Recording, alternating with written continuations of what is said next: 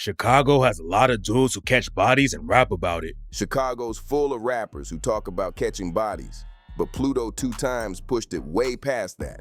This dude turned the city upside down with one of the wildest crime runs the South Side ever saw. It's one of the most shocking sagas in Chicago's street history, and we're about to break it all down step by step. The South Side became legendary thanks to the drill scene. Sets like O-Block, STL/EBT, and Laren made the area famous worldwide. But what most people don't realize is just how deep it really gets out there. West Side Pluto 2 times was running with a crew called Ghost Mob, a Vice Lords branch that used to go by 4900 and TNG. This wasn't some small street corner group. They were knee-deep in long-standing wars with rival sets like BTBG and the Four Corner Hustlers, especially a clique known as Poppy Gang. Things took a dark turn in 2017 when the streets got even hotter. A Ghost Mob member named Ghost, who was rumored to be doing serious work for the crew, was found dead in the middle of the street that September. No one ever got locked up for his murder, but word on the block was that he got caught off guard during a deal gone wrong. That one loss hit the set hard, and tensions went through the roof. But Ghost Mob had been taking hits long before that. Back in 2008, one of their members, Gerald, was chilling in an alley on the 900 block of North Laramie Avenue when two shooters ran up and hit him in the head and chest. The streets went silent. No arrests, no witnesses. Just another tragedy that showed how dangerous the West Side really was. No one ever got caught for Gerald's murder, and the pain didn't stop there. In 2010, Ghost Mob took another major hit when a member named Troy was gunned down. Word on the street pointed fingers at a guy called Mo Killer, and his crew, Wicked Town, had one of the scariest reputations on the entire West Side. Wicked Town is a traveling Vice Lords set known for being ruthless, the kind of crew that kept the whole city on edge. These dudes weren't just regular street hitters. Even judges were calling them out in court, saying wild stuff like, "I don't know if you ever sold," when describing how dangerous they were. But before getting into the twisted stories of the alleged serial hitters from Wicked Town, you gotta understand, their beef with Ghost Mob was beyond personal. It was war on sight. After Troy was killed, things spun even darker. Not long after that, Mo Killer himself got taken out. Nobody really knows how it went down. Some say Ghost Mob handled it as payback for Troy, while others claim the police might have been involved. The truth got buried in the streets, like most stories out there. Ghost Mob didn't even start calling themselves that until 2017, after a 4900/TNG member named Ghost was allegedly taken out by the Four Corner Hustlers crew, known as Poppy Gang. By then, though, one name was already echoing all over the city: Pluto 2 times. Back in 2013, when Pluto was just a freshman in high school, police say he allegedly caught his first body after a fight over a cigarette with a guy named Antoine Baker. That moment marked the start of his wild reputation, and from there, the streets would never be the same. Pluto and his homie got into it with Baker, and things got out of hand fast. They started throwing hands, and Pluto reportedly dropped a speaker on Baker's head. Moments later, Baker collapsed and passed away from an asthma attack. Both Pluto and his homie were booked for murder, and prosecutors were pushing to try them as adults. It looked like Pluto's life might have ended behind bars before it even started. But then, out of nowhere, Pluto caught a massive break in court. During the trial, the autopsy revealed something shocking. Baker had a lethal dose of heroin in his system when he died. Turns out, he had a long history of drug-related asthma attacks, and the medical examiner said the fight itself wasn't what actually killed him. It was the heroin. That twist flipped the whole case upside down. Pluto's homie walked free after beating all charges, and Pluto's own case got dropped from murder to involuntary manslaughter. Nobody's sure how much time he really served, but by 2016, Pluto was back on the block and his name was ringing loud again. That year, rumors started flying that he allegedly caught another body, this time tied to the ongoing war with the Four Corner Hustlers crew known as Teen Mob. The tension between Ghost Mob and Teen Mob had already been deadly, and people in the city said Pluto supposedly caught a teen mob member named Tyson in 2016, leaving him dead in the street. The back and forth between these sets was pure chaos. Later that same year, Ghost Mob suffered another heavy blow when one of their own, Big Glow, was killed. And word was that the shooter was a teen mob member named Michael Dukes. The war just kept stacking up bodies, and there was no sign of peace anywhere in sight. Michael Dukes was chilling at a corner store on the 5,000 block of West Crystal when Big Low walked in just to grab a drink. But as Big Low was leaving, he supposedly said something slick to Dukes. And that one comment lit the fuse. Word around the streets is that Dukes had already set him up. Moments later, he followed Big Low out of the shop and fired 6 shots, leaving him dead right there. But it didn't stop there. Things got darker. Rumors say Michael Dukes took Big Low's phone and started sending twisted messages to Big Low's mom, bragging that he was the one who killed her son. The streets were furious, and Ghost Mob was ready to strike back. A few months later, Pluto allegedly pulled up on Teen Mob and took out another member named Pretty Fourth in revenge. The city was heating up fast, and Ghost Mob wasn't letting anything slide. Now, the name Ghost Mob came after a Four Corner Hustlers member allegedly took out a guy named Ghost, but a few months before Ghost got killed, Pluto 2 times was already making noise. He allegedly murdered another teen mob member named Sosa Curry, who was just sitting in his car when someone ran up and unleashed so many shots to the head that his funeral had to be closed casket. That hit shook the block. After the shooting, Pluto went online and made things even more outrageous. He allegedly posted a picture of Sosa and wrote, "Happy birthday, dead," censored for fairness. Then he took the disrespect to another level. Sources say he even filmed himself stomping on Sosa Curry's grave. Reports also claimed that before Sosa died, he had allegedly killed a Ghost Mob member named Sequan. And after that, Pluto shared screenshots of messages where Sosa told him straight up that he was going to kill him. The beef was personal, way past music, way past pride. But Teen Mob wasn't the only crew feeling the heat. In 2018, Pluto allegedly turned his aim toward a Wadi World member known as Too Hot. The sad part? People say Too Hot wasn't even a real gang member. He was just friends with guys from the block. Still, that didn't protect him from getting caught up in the madness. And after Too Hot was gone, Pluto reportedly couldn't help himself. He went online and basically self-snitched, talking about what happened like it was just another day in the streets. They said the dude tried to run from Pluto, but his pants were too tight. He tripped, hit the ground, and that was it.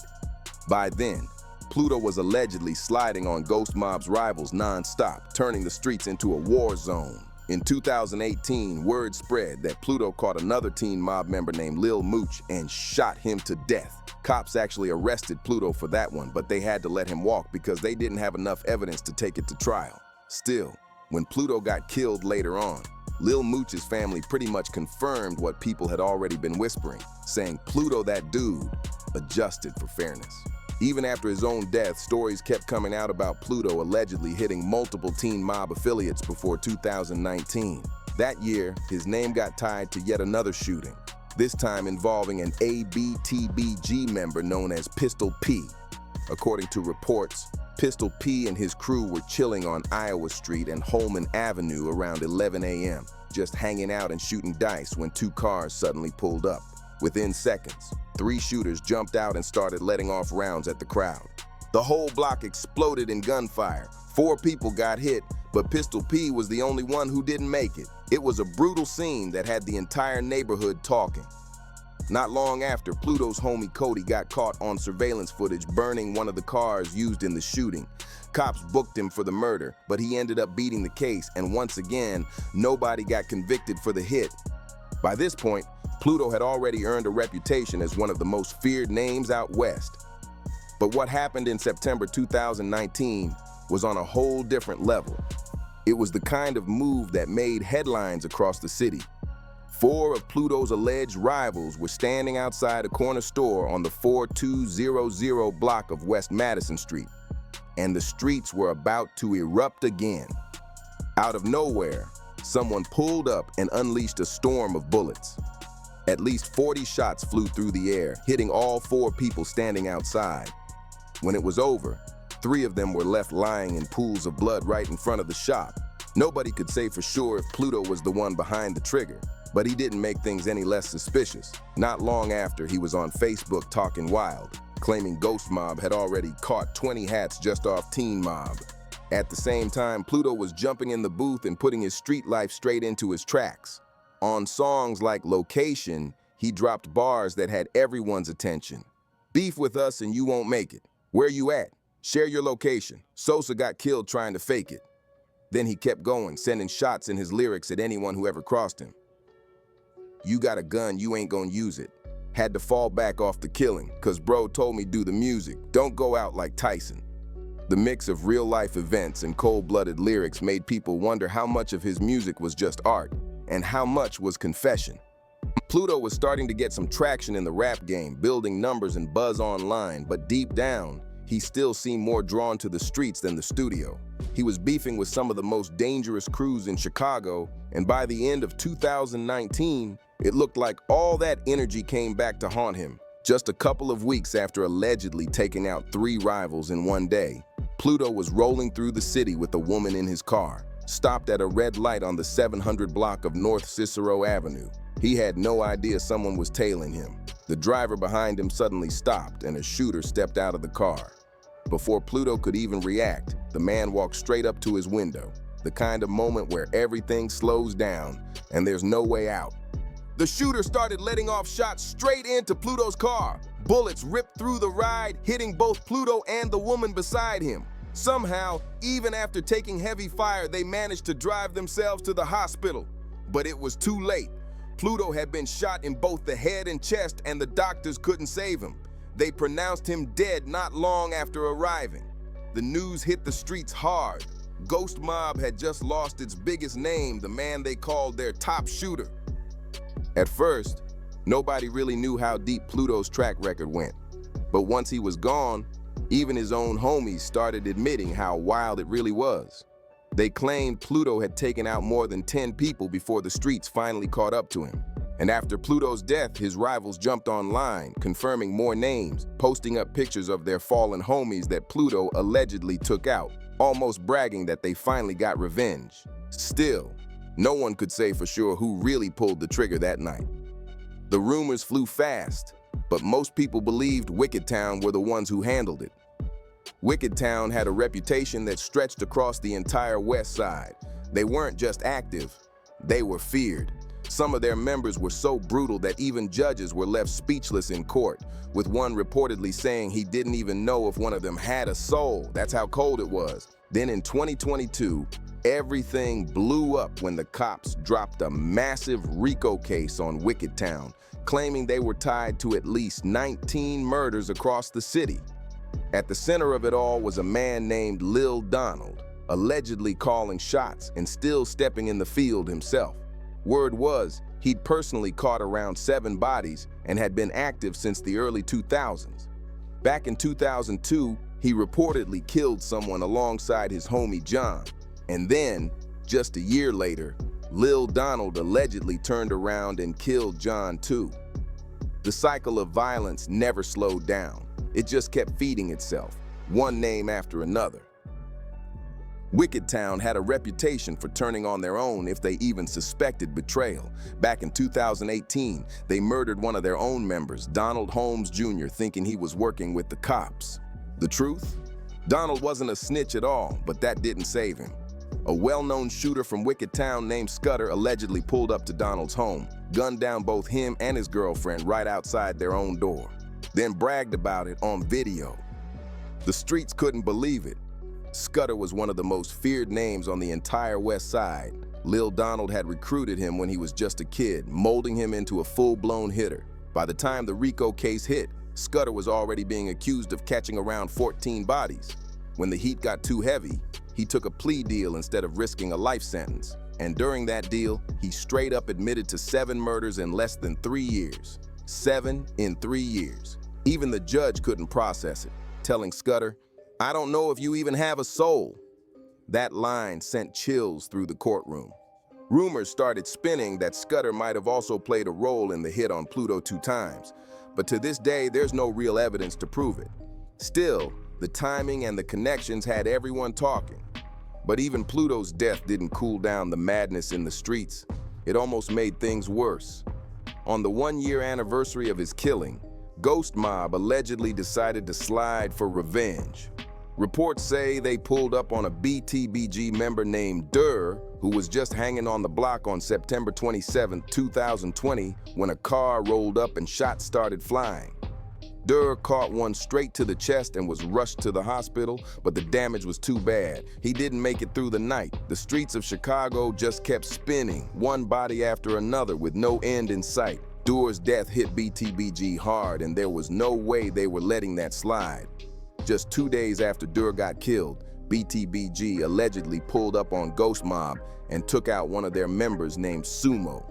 The back and forth between the sets was getting more vicious by the week, and it seemed like every time someone died, another body dropped right after.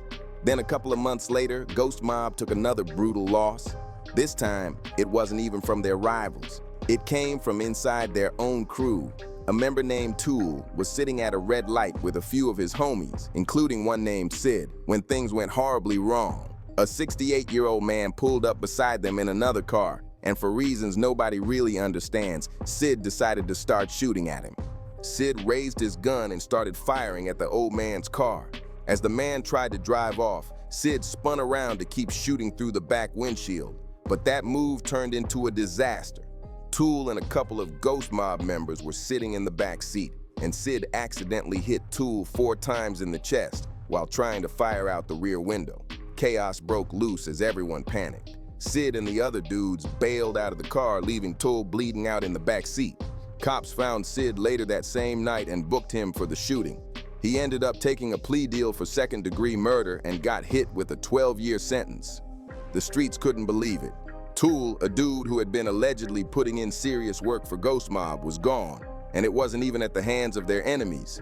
Still, the drama didn't stop there. Word on the block was that BTBG had already been trying to take Tool out before his own people did. Some folks even claimed that Tool might have been the one who took out an ABTBG member named 23 before everything went sideways. The streets were talking, and every story just made the war sound even darker. According to street sources, 23 was trying to slide on Ghost Mob, but the move backfired and he got killed during the hit. After Tula's death, one of his Ghost Mob homies showed love on Facebook, writing about the first time Tool allegedly caught a body.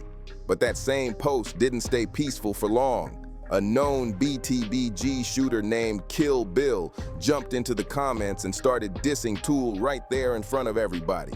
The disrespect was wild, and it showed how deep the tension between these sets ran.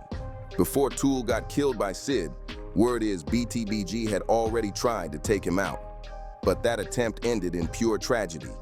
They missed their target and accidentally killed Tool's innocent sister instead. The city was furious, and that moment became another example of how the violence was catching people who had nothing to do with the war. BTBG had already built a cold reputation for that kind of thing. Stories spread saying they'd killed at least 4 innocent kids while trying to slide on their ops. Nobody was safe once those guns came out. Even though Ghost Mob was still out there putting in work after Pluto's death, the crew started taking way more losses than before. The tables were turning fast. By 2020, they'd lost 4 members in just a few months. It was like every time they tried to bounce back, another name got added to the list. Then in 2024, Ghost Mob suffered one of their most painful hits since Pluto. The loss of Davo. Davo was a known face in the set, a guy people respected, and the way he went out shook the whole block. He was walking out of a gas station when a car full of shooters pulled up out of nowhere and opened fire. Davo and his homies didn't even have time to react. The shots came fast, and Davo dropped to the ground as soon as the bullets hit. The streets went quiet for a second, then exploded again. Another Ghost Mob soldier gone. Another name added to Chicago's never-ending list of heartbreaks. Nobody really knows why the shooters wanted Davo gone so bad, but the way they did it was beyond brutal. Witnesses said they stood over him and fired more than 100 shots just to make sure he was dead. One of the shooters even ran out of ammo, went back to the car, grabbed another gun, and kept shooting while Davo was already lying motionless on the ground. It was cold, calculated, and showed just how deep the hate ran out west. No one ever got booked for the hit, but word on the block was that BTBG were the ones who took him out. The streets were buzzing and the energy was tense. Ghost Mob wasn't gonna just sit back after losing one of their top guys. The very next day, rumors started flying that Ghost Mob had allegedly clapped back and taken out an ABTBG member named JP. Still, not everyone believed it. Some people claimed Ghost Mob didn't have anything to do with JP's murder at all, that it was actually a backdoor setup tied to a trap house dispute. But after JP died, Ghost Mob started posting clips online showing the scene of his murder, almost like they were claiming it. The disrespect was real and the message was loud. The cycle of revenge never really ends in these streets. For a while, things went quiet. Both Ghost Mob and their rivals had lost so many people that even the most hardened hitters started stepping back. But peace in Chicago's West Side never lasts long. Not when old scores and deep grudges keep fueling the fire. The war might have slowed down, but it definitely isn't over. Out there, it's never really over. If you made it this far, hit that like, subscribe, and share button. And don't forget to drop a comment with your thoughts. Who do you think will rise next in this never-ending West Side story?